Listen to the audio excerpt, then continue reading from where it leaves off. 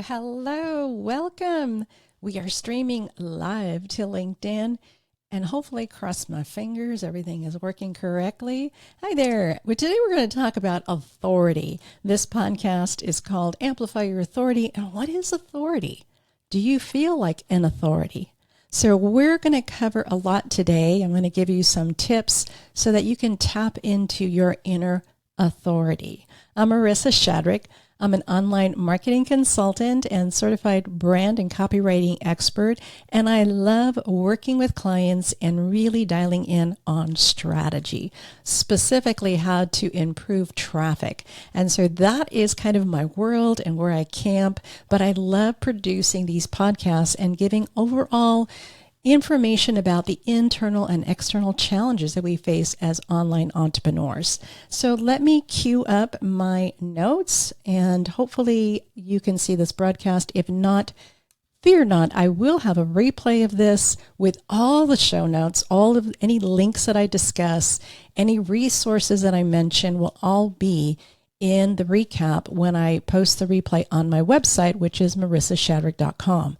So if you miss any part of this, or if you want to see it in its entirety, if you want to see the audio, the video, the show notes, the transcript, it'll all be posted next week on my website. So we're going to start by just looking at a couple of things and take it step by step, because I love doing things step by step. And the journey of recognizing our authority is not something all of a sudden we wake up and we say, hey, I'm an authority in something, right? It's a process. But here's the thing. Oftentimes we have to move past a lot of self-doubt, and we have to move past some preconceived ideas about authority. And I'm going to explain at the end why I changed the name of the podcast to Amplify Your Authority. Authority, first of all, we have to realize is not just a title. It's not a title, especially in the context of growing an online business. It goes beyond that. It goes beyond a position. It goes beyond power. It's really the product of empathetic leadership and the influence that brings. And notice I said empathetic leadership, because leadership is a big topic in itself. And a lot of people don't consider themselves leaders either. So we're going to take this step by step. And hopefully at the end, you're going to tap into that inner leader, that inner influencer that you've always been, maybe as a parent, maybe as a friend, maybe within your community, and then realize that you have authority to be able to speak on something because of your experience and your background and so forth. So we're going to take a look at this and realize that authority is not a title or position. It's not a position of power, although it may seem that way. Some people have authority where they have more leverage, right? But authority in the context of entrepreneurship is not really about title or position. It's really about the empathetic leadership and influence that you have. It's about people. And I talk a lot about this. The human-human connection is so important, especially online when there's so much automation and there's so much noise on the internet. It's really about people. First, when you think about authority, you're thinking about yourself, and not in a selfish way. You're thinking about personal development. You're thinking about how you can grow as a person and be a better person, which in result becomes a better leader, which in result becomes a bigger influencer, which in result becomes an authority on a certain topic or in a certain niche. So it really is a blend of who you are. And I often say your work is an extension of who you are. You can't hide it. Who you really are shows in your day-to-day activities. It's an extension of who you are. And you start with yourself, and then you realize that it's a blend of the deep understandings that you have, the experiences, and the competence that you've built. Now, some of that could be from education or real life experience, but it's a blend of all of this. But realize first that authority is not a title. It's not a position. It really is about how you've implemented you as a leader, whether that's not considered quote unquote a leader, whether you've been that voice, that person of encouragement to someone else. So let's look at the idea of leadership and the blend that you have. All of this has value. And here's why, because you're not only the product of many years of education and experience, but there's something that's so valuable, and that is wisdom. It's really hard to buy wisdom, right? Oftentimes we learn the hard way, but when we pass on nuggets of wisdom to other people, that's when we begin to make a difference. That's when we begin to influence people in a positive way, not in a creepy way, in a positive way. And that's how we become an authority. And it's not a name or a title that we give ourselves. It's just something that's known. It's just something that people, the way people respond to you and interact with you is a reflection of that authority that you have. And we never stop learning. We're always learning, continuously learning. So here are some signs of a leader, and this will show many of the hard skills, the things that maybe you learned in school or in college, or maybe through training or certification programs. So there's a depth of knowledge, that's number one, the comprehensive understanding that you have in your field or in your industry. And that could be, for example, I have a brand certification and a copywriting certification. Those are hard skills, but that certainly does not give me authority in and of itself, right? That is the competency that I have, but it doesn't necessarily always influence or would say that I'm a leader in that, because leadership is all about people, right? You can't lead people that aren't following you. And we're going to get to that in just a second about audience. But there is part of the hard skills, part of the things that you have acquired is depth of knowledge in certain areas. Number two, some of the other hard skills that you have is maybe problem solving skills. If you've been around the block for any length of time, there have been things that have come up in your life, whether it's your business life or your personal life, where you've had to execute problem solving skills. And you have to also be an expert in identifying challenges and crafting solutions, and maybe even looking ahead and helping people prevent the same type of pitfalls. So problem solving skills are very good to have. These are all hard skills, and this will help you be a better leader and influence people and therefore have authority. Number three is peer recognition. We tend not to think about that, but peer recognition is very valuable. Being acknowledged by colleagues or industry experts is very, very valuable. And that's kind of a clue. Those are signs that you are a leader when people recognize, especially peers, right? Peers. And of course, we have client testimonials and things like that. But when peers recognize the value that you bring, that says a lot. That says a lot. And so that's number four. That may be a sign that you are a leader, and therefore you can influence and therefore have authority in your area of expertise. The fourth one is the educational ability. You have the capability to simplify the complex so that other people can digest it in little bite-sized pieces. That is also a skill, a hard skill. So you have that educational component, that way of making something easy to apply, right? Application is so important so that you can execute. And so the application piece, if you can do that and help people say, okay, this is how you apply this concept, that's very valuable too. And that's part of a hard skill. And that could mean that you're a leader. Many teachers have this, right? Where they can take a concept and break it down for someone to be able to learn it step by step. Another number five is you may have a successful track record. Maybe you started with a nonprofit space and you volunteered there. Maybe you volunteered in your community. Maybe those leadership roles somehow find you and you find yourself leading. You may not think it's leadership, but you're in charge of something, and there counting on you and depending on you, and you do it well. So you have a history of positive outcomes based on the things that you have accepted as a project or have done in the past. So it could have even been in college, leadership opportunities there. Or maybe when you go on a vacation, are you the one that makes all the plans and schedules everything for everyone when you're going on a trip? Those are all leadership indicators. Successful track record. Number 6 is innovative thinking. Are you one that sees a closed door, or do you look at that closed door and figure out how you can get around it, over it, under it? Are you an innovative thinker? That is very, very helpful because many people see an obstacle and they get stuck. And if you can see beyond the obstacle and help people with that, that's really super valuable.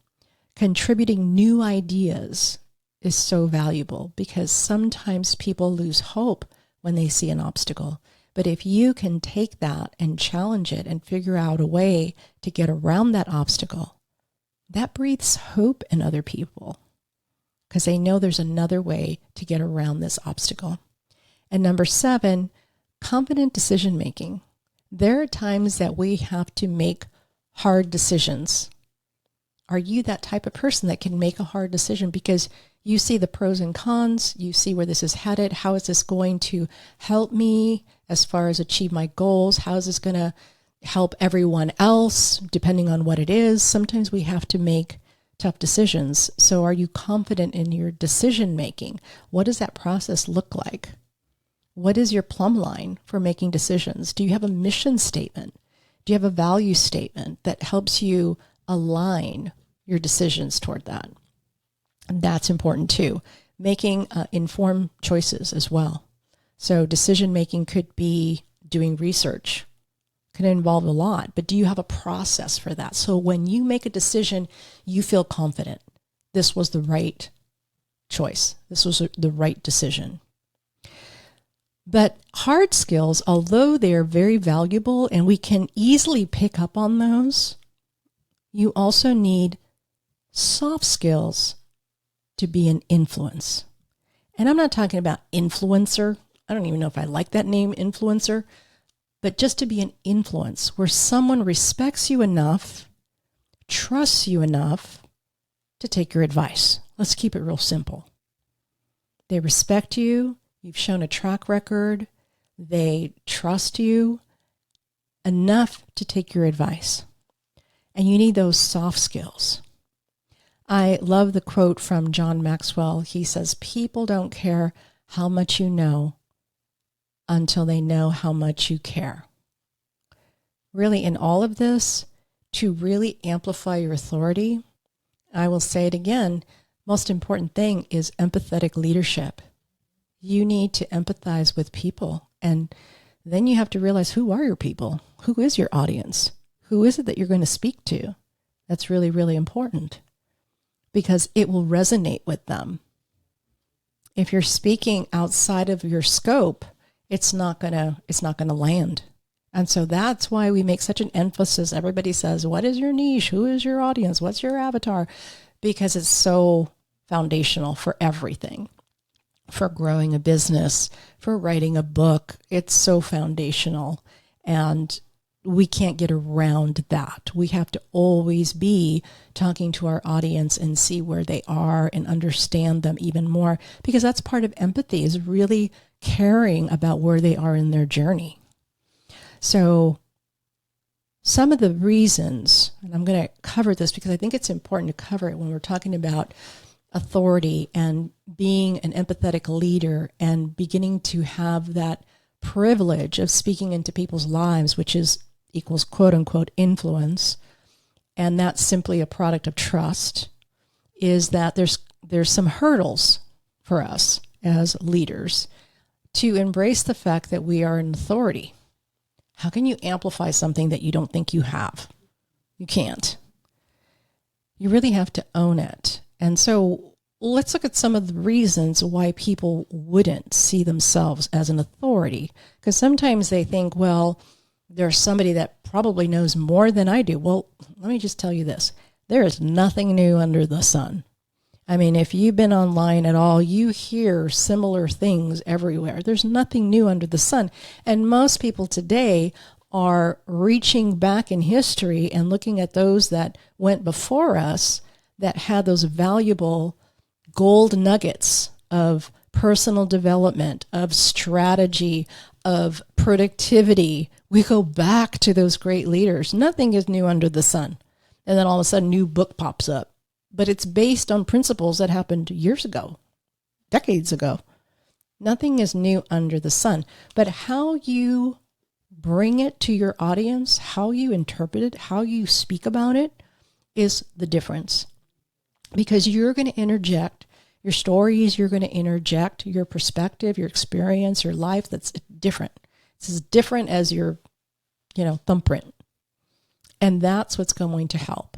And I think even though the internet is so congested, I think there's room for all of us to do our part and to create positive change in the world.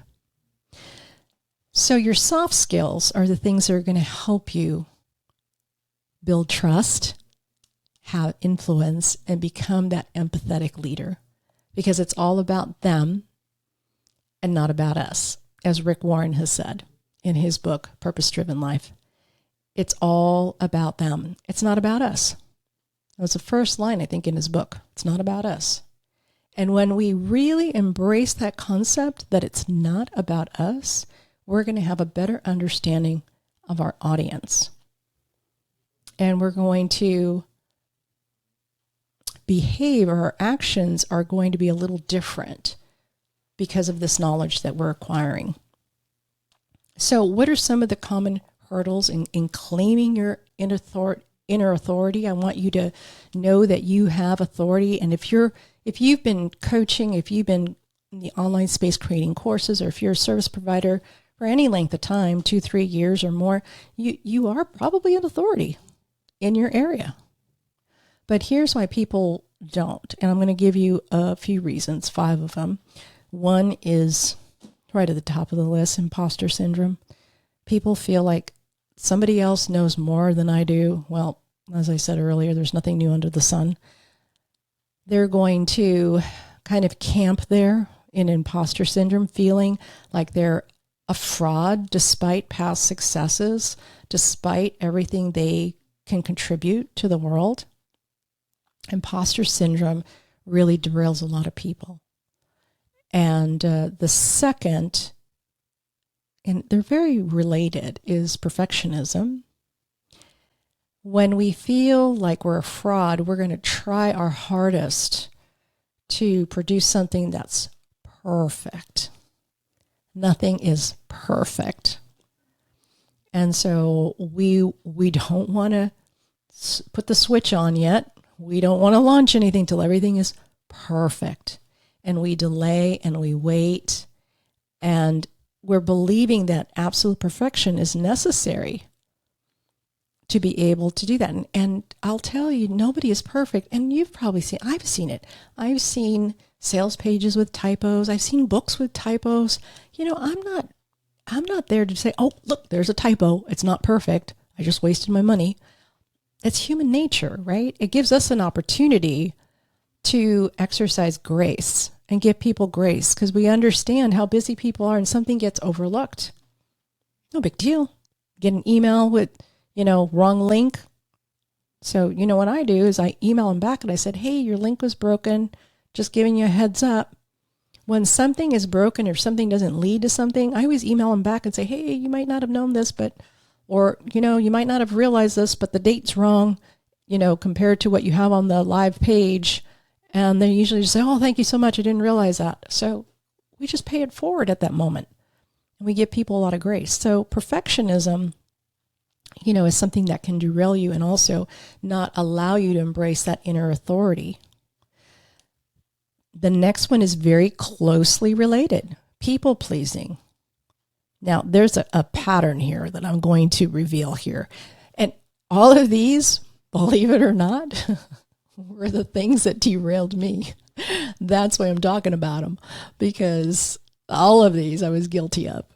So people pleasing, because you feel like a fraud, because you feel like you don't have any value to bring, you try to make everything perfect and you try to please people and go above and beyond, not because you care about them, it's more you care about the perception that they have of you. And this people pleasing, it values others' opinions more than your own expertise and abilities. You just rely on the opinions of others to move forward.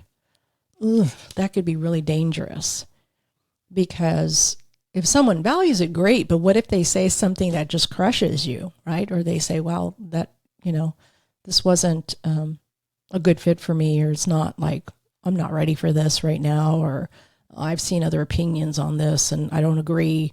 People are crushed. So that can be a reason why we don't embrace the authority that we have. The other, very closely related, number 4, is comparison trap. Because we feel like a fraud, because we are trying to be a perfectionist, because we're trying to please people, then we start comparing and saying, what are others doing, right? And you start measuring your value and your success based on what other people are doing.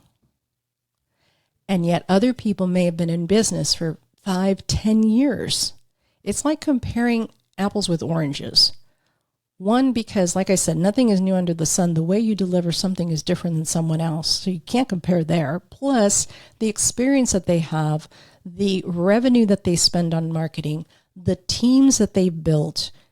If you're just starting out and you have a small team of under 3, you can't compare. There's no comparison, right? And so when you try to compare, it's like all of a sudden it's the wrong compass. If you're going to compare anything, compare what you did last year to what you're going to do this year, or compare 2 years, or compare a quarter, compare the activity that you're doing, compare your work-life balance. How are things going? That's what you should compare, but not compare with someone else. So the comparison trap is really dangerous as well, and it will not let you embrace your inner authority. The last one is fear of visibility. Fear of, I don't know, going live. It's kind of tricky. And of course, I'm going live here on LinkedIn. I have no idea if it landed in the right place. I'm still trying to figure it all out. I've got the announcement of a live broadcast. I think it's supposed to switch over to the live. I don't know if I'm appearing live somewhere else. I have no clue. But you know what? I'll learn. I'll figure it out. And there'll always be the replay. I can't sweat it. It's like in the grand scheme of things, when you're talking about people's lives and illnesses and the things that people go through in this life, whether a broadcast goes well or not is really minuscule compared to other things. And you have to begin to look at things that way and not sweat the small stuff. I think they even wrote a book about that. Don't sweat the small stuff. But fear of visibility is something that can really paralyze people from moving forward. They don't want people, well, I know in my case, when I had that fear of visibility, I didn't want people to look at me. Don't look at me. Don't put the tension toward me. I don't want to give my opinion because it might upset somebody else, or it might not be right, or they might hear I'm not smart enough, or I don't want them at this point in my life. I don't care if people think I'm smart or not. I just want people to know that I care about them. That's it. It's really simple. And if I succeed in that, then 2 thumbs up for me. But maybe that comes with age. I don't know. But that's where I'm at right now. But I know all of these things crippled me. And I'll repeat them. So I don't want you to have that fear of visibility, a fear of being in the spotlight, because that's an opportunity to share all of your experience and wisdom and knowledge and how to help people, right? Not make the same mistakes you're doing. So here are the 5, and I want you to hear the common thread here. And this is what really jolted me to get over all of this years ago. These are the common hurdles of just claiming or embracing the authority within you. Number 1, imposter syndrome. Number 2, perfectionism. Number 3, people pleasing. Number 4, the comparison trap. And number 5, fear of visibility. All of these are all focused on me. When these things were in my way, all I was looking at was me. It was all me. And I wasn't looking out to the people that I could serve. Very narcissistic when you think about it. And when I realized that, I just kind of got a cold sweat. I thought, oh my gosh, I can't believe how self-indulgent I am. Just thinking about myself all the time. This is not the person that I want to be. It's not. I don't believe that that's healthy. And yet here I'm doing it. And it was all the emotions going on. The emotions were leading me by the nose. And once I started reframing how I was thinking to align my emotions, then I was able to actually start serving people in a way that was healthy. So embracing your authority, in this last section I have for you, is I want you to, if you struggle embracing your authority, and again, that is the product of just being a great empathetic leader, that when you're in front of people, you're able to win their trust and then have influence over them. In other words, they will take your advice or they will read something you've posted because they trust you, and it will make their life a little better in some small way. That's the influence we're talking about. I'm not talking about influencers. That's something else. But the influence you want is you want them to take your advice and consider it as a suggestion and see if this would alleviate a pain or a struggle for them. So embracing your authority, if you're struggling with that inner authority, here's 5 more tips for you. And don't worry, I have actually a worksheet that you'll be able to download with all of this. So if you missed it, I will have that in the finished show notes on my website. And I usually post a little video reel on LinkedIn, other platforms, unless you're subscribed. You can always subscribe to my email list at marissashadrick.com. I usually have a free resource there, and you can subscribe, and then you'll get it in your inbox. You'll get the replays in the inbox, and there will be a resource that you can download to get the worksheet. So those worksheets, I think, will be really, really helpful. This is so new that I have a clever name for it, and I can't remember what it is. It's so clever. No, it's called Workflow Worksheets. Wow, why couldn't I remember that? Workflow Worksheets. So maybe not so clever, but in any event, these would be offered periodically when I have a lot of points so that you don't have to write them down, or if you're driving, you don't have to remember. I'll just have them for you so that you can download it. But in any event, this is how you embrace your authority. Ready? Here we go. If you're struggling with any of these, no guilt, no shame. I went through the same thing. Many people go through the same thing. I want you first, number 1, reflect on your journey. Just look back and reflect. That's why I love journaling, because with journaling, I'm able to do an audit of not only my head, all the to-dos, my current emotions, right? How I'm feeling, and my heart, what my intent is and what I really want to do. So I reconcile everything. It's like a little morning audit. How am I feeling? What am I thinking about? All those to-dos. And then in my heart, how I really want the day to play out. And I think when you reflect your journey and you look back and you're journaling, it really helps you to set yourself up for success. And I don't always mean dollar success. If you are empathetic, if you're an empathetic leader, if you have influence within your audience, if you embrace your authority, I believe the revenue will follow. So the priority is first, work on yourself. And a great way to do that is to reflect on your journey, past your journey, maybe look back a little ways when you have time, and take a weekend, take maybe a day and reflect on maybe different stages of your life and some of the things that you've accomplished, kind of to start up this process, and then journal each day. and you reconcile or you audit your emotions with your head and with your heart. Your heart is the intent that you want, the way you want things to look like, the person you're trying to become. Plus the head, all the to-dos. There's a place for those things. You got to narrow things down to maybe, 1 a day or up to 3. And then your emotions. Are you feeling anxiety? Are you feeling excited? What are your emotions? Because your emotions will tell you what your beliefs are. So that's number 1. Reflect on your journey. Number 2, seek feedback. That's really simple. Use constructive feedback for growth and affirmation.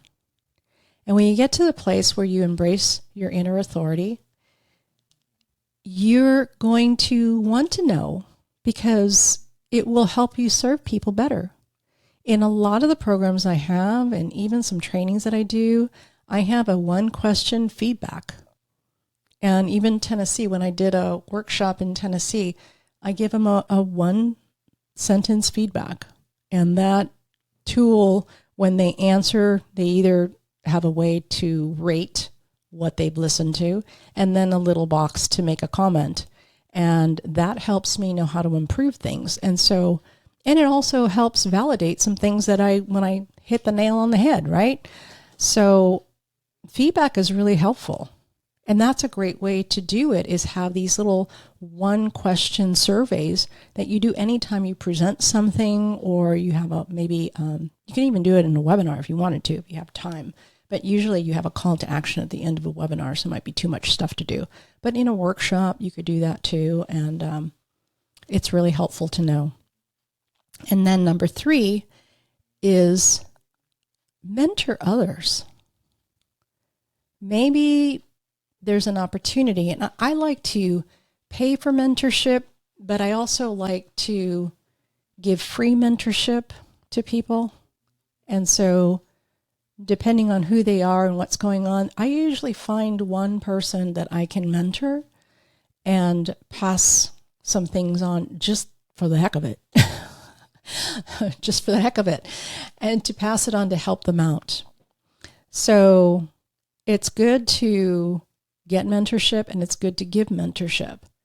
It's kind of like your volunteer work in your business, right? So mentor others, reinforce your expertise by teaching it. And perhaps you'll even improve how you teach it. And number 4 is challenge the negative thoughts. And you can do that certainly when you're journaling. But replace that self-doubt. And if positive affirmations work for you, use that. I always love to anchor things to truth based on the Bible because I'm a Christian and I trust that. So I look at any thought and I go, does that align with Scripture? And if it doesn't, I throw it out the window or reframe it to a truth that feels good to me. But positive affirmations work for you, or something else, then align it to what your truth is so that you're not letting any self-doubt or negative thoughts take camp, because they're always there. They're always trying to swim around our head. It's whether we allow them to camp there and stay there. We don't want them to stay there. And you get better at this. Maybe at first it takes about a week, and then it'll be reduced to 3 days. And then by the time you get really good at this, as soon as you notice some negative thinking, you go, oh, I know what this is. And the turnaround time is much shorter. It could be 5 minutes, 3 minutes as you get better at this. And the last point to embrace your inner authority is continue learning. Ongoing learning is so important for all of us. I mean, I'm still learning and I love learning. I just have to make space for it. So I either do it when I'm getting ready in the morning, or if I go for a walk, or if I'm doing laundry or cooking dinner or something, I find a way to listen to podcasts, and I have a tool that reads Kindle books. I use Speechify, and that helps me listen to Kindle books when they're not on audio. So I love doing that as well. To continue learning, stay open to knowledge and experiences. And challenge yourself.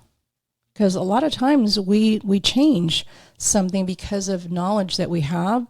We realize, oh, I always thought this, but I was wrong. And you can reframe that. We're only accountable for what we know, right?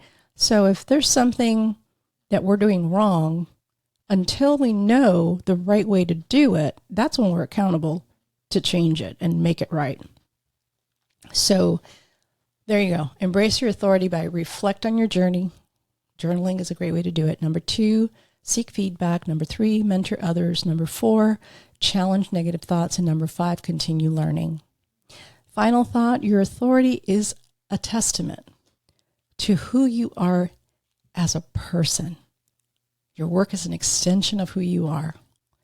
Your dedication, your resilience, and your commitment is all of that. It's part of your authority.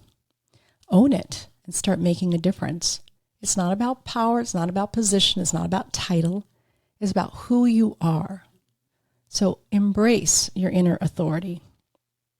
And that's why I changed the name from Resilient Faith Online to Amplify Your Authority, because it's more action driven to amplify your authority, because it means you're going to be speaking out and you're going to be sharing your knowledge and your wisdom.